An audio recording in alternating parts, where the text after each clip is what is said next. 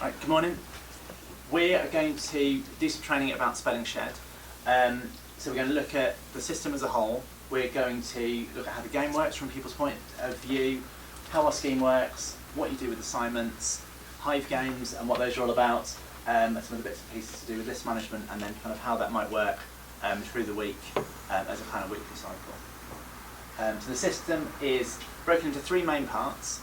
You've got the teacher hub, which is where you'll do most of the things you need to do, and there's the game, which can be the web game or the app, but they're the same. So the only real difference is on the app it will work offline and sync all the data up. So if there's an area where there isn't very good Wi-Fi, for example, people can sign in and it'll save the data, or they can play on holiday and it'll sync them back up when they get home. So, but that's really the only difference. So there's the game and the hub, really.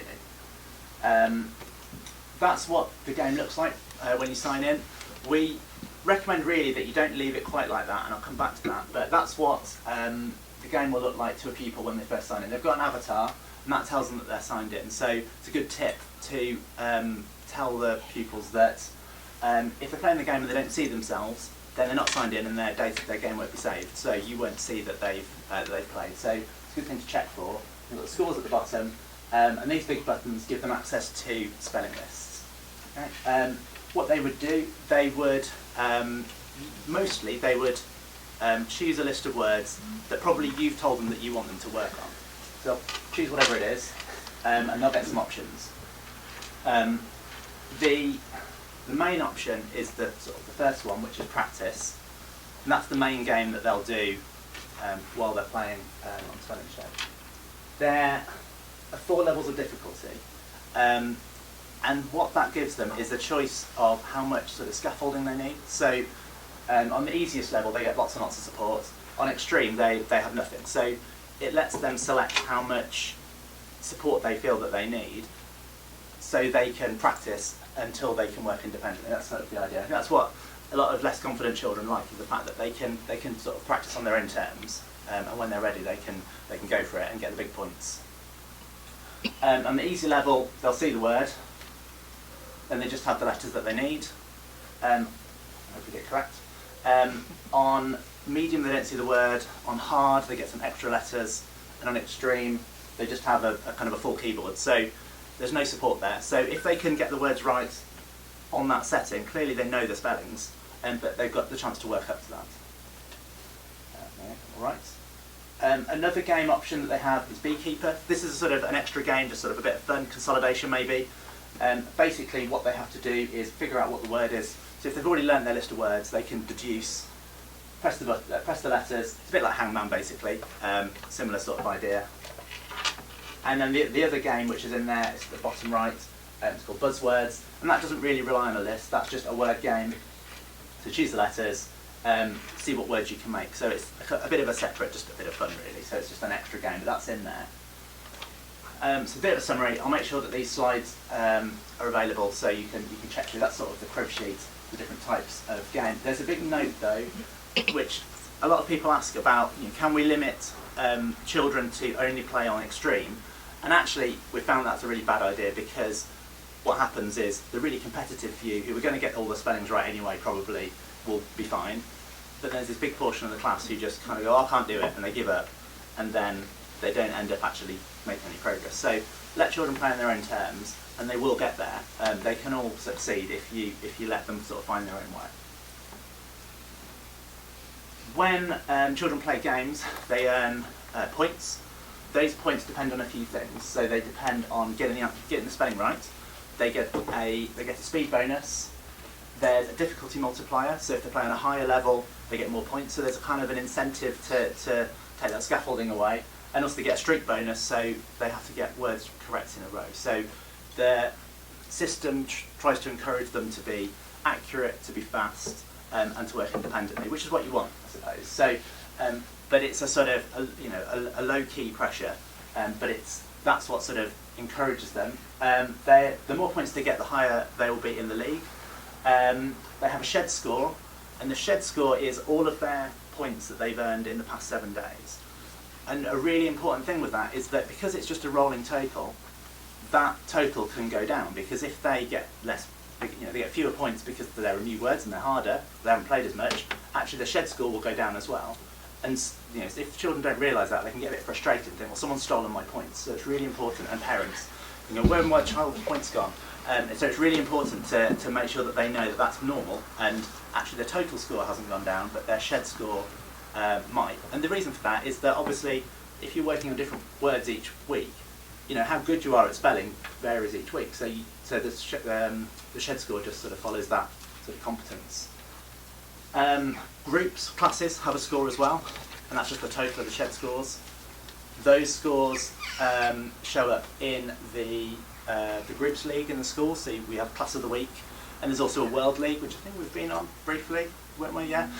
So that's there's a top 100 in the world, because it's a weekly rolling total. Actually, that changes quite often. So any school really can work hard for a week, have a bit of a push for it, and you can appear in the top of the world, which is a great sort of way to focus on spelling in a group. You've got the total score and the highest score, as well as shed score. So you don't just have to rely on shed score. One small word of warning though is that some pupils and some teachers can get a little bit over competitive sometimes, and so if you focus purely on points, then what can happen is you get some that get a bit carried away, and some who get a bit sort of frustrated by it because if they feel that they're not succeeding. They don't want teachers getting upset because they haven't got to top of the league. So it's a good idea to not let people get too carried away with that. All users in Spelling Shed have an avatar. So teachers have an avatar, pupils have an avatar, and that's kind of their identity in the system.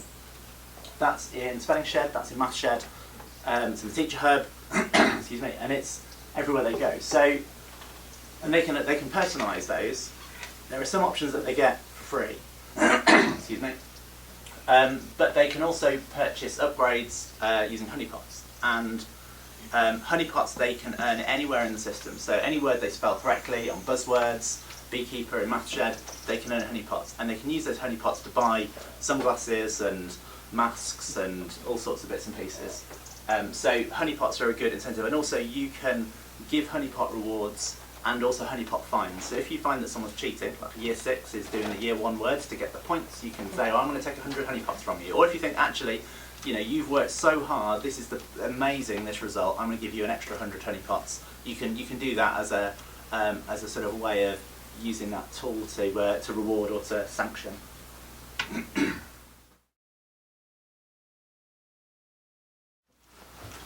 We've also got a scheme of work, which is a full scheme of work for spelling. That's available in the Teacher Hub. There are stages 1 to 6, which correspond to year 1 to 6, and that have the full curriculum objective coverage. So if you follow it, you know that you're going to hit everything. You don't have to follow it, you can do it in a different order if that makes sense, and you can dip in and out of it.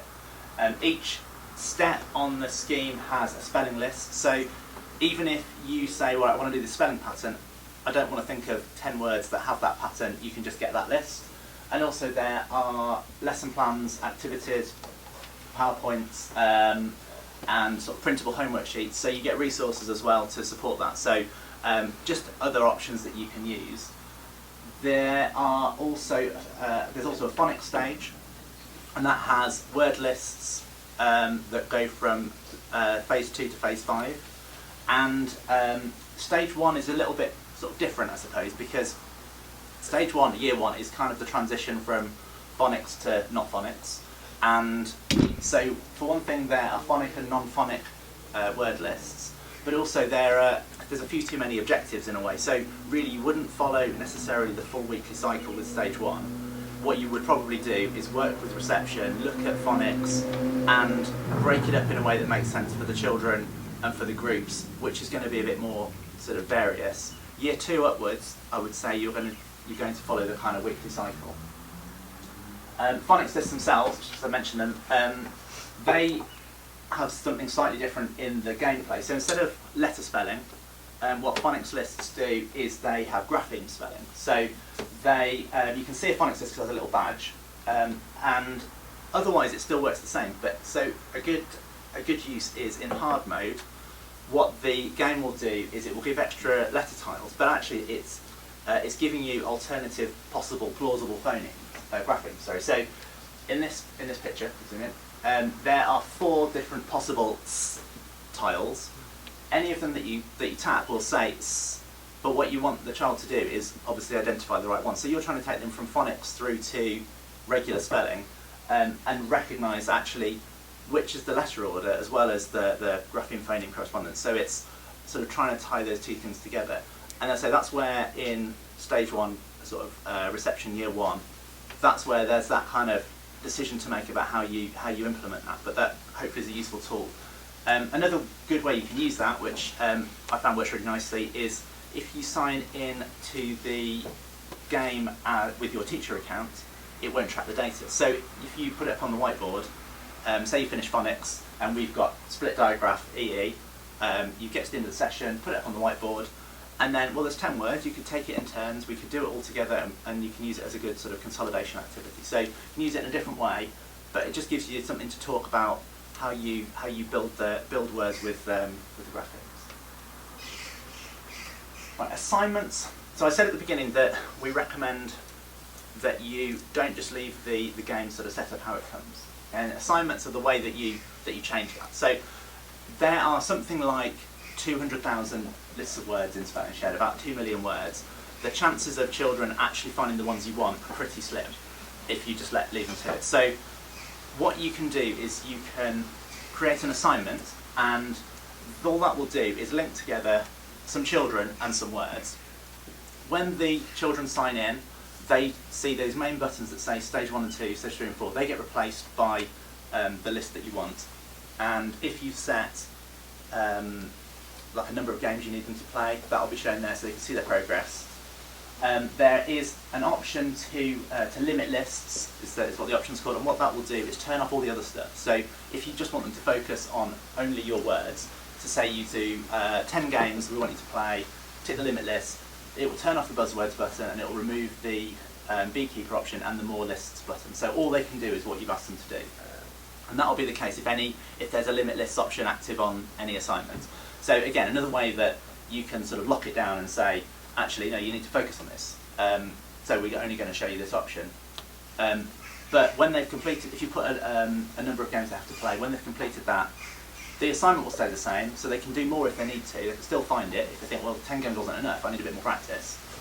But then they can get to other things. So ones who are more confident can go on and find other lists. If you bookmark some lists, which we'll come to in a second, they can get to them, they can do all that other stuff. So they can kind of go from what you've said that they have to do to using it in a bit more of a varied way. Assignments also have an assignment rank, which these sort of are the badges that they get. And what those ranks do is they recognise how accurate they've spelled, but also how difficult a level they've been playing on. So to get the top status, they need to have got every word right. I think they're allowed one misspelling in 5 games on the hardest level. So obviously if you can do that, you know your spellings. So well done, you can stop now. You've achieved what we need you to do. But children can see that they're progressing towards that as they go through the ranks. And what we recommend is that if you use those as a basis for rewards each week, rather than just pure points, it's a bit more kind of democratic, I suppose. It means that everybody can work their way up the ranks. And actually, what we found is that if you do that, you tend to get pretty much everybody will get on the top couple of statuses. And because children aren't giving up, because they can see that they're making progress, more children make more progress. To add an assignment, you go to Teacher Hub. That's the form that you see. So there's 2 steps, quite simple. First set of things, the title is just what so you can find it. So which week, which words, when's it from, and when does it run to. You can set them up in advance as well, so you could set a whole kind of term's worth if you want to, and then they could just be there. Choose your objectives, so spelling and maths. Is it one of your lists that you've made, or is it something from our scheme? How many games, and then at the bottom there's a limit lists option to lock down the game. Once the game's created, then you choose which children have access. There's a shortcut, so you don't have to click 30 times. If you press on the drop down and choose your group that you want, an add all button will appear. However, sometimes that your group won't show up, and that is because you won't have been added to your group as a teacher. So if your group doesn't show up, that's the tip, is to go to the group page and make sure you as a teacher are attached, because you don't want to be grouped 30 times every day. At the end of an assignment, that's what you see. That's sort of what the report looks like. So quite a lot of detail. And if you put that up each morning as it's progressing, the children will come in and say, okay, well I'm here. I'm below so-and-so. I want to get a bit more. I'm only this. Well, just got this status. And it creates a bit of excitement, and it just keeps it current. But you can see actually, how hard a level have they been playing? What's their score? How accurate are they? How many games have they played? So you get quite a lot of information in there. Okay, hive games. So hive games are the other big sort of game system, I suppose. And what hive games do, basically they're a live game. So you'd play, so if we played a hive game, I would run it from the board, you'd all have a device each, and we go one word at a time, all at the same time. So in a way it works exactly the same as a spelling test. We're just doing one word at a time. Each word then there's a leaderboard, a little table of how many points has each person got, where are we overall, so a kind of a ranking. And so but it's a bit more fun than a spelling test, basically, but the mechanic is the same, and the information you get is the same. So there's no sort of marking involved, but you get the assessment and a sort of a snapshot. A good use, is basically replacing a spelling test. That's the sort of the reason for it, but it makes them fun. Set up a hive game, really simple. You find your list. I've already chosen year 5 and 6 up to 2 full list. You can choose difficulty, number of words. Shuffle words is on because otherwise you just get the first 10 in the same order, and if it's a big list that doesn't really work, so it just jumbles them up. Show words will mean that the word shows on the screen, which you probably don't want to do if you've got it on the whiteboard. And autoplay means the game kind of runs itself, so you haven't got to press the buttons. But that's about it really. Then what you do create a game, that generates a little code.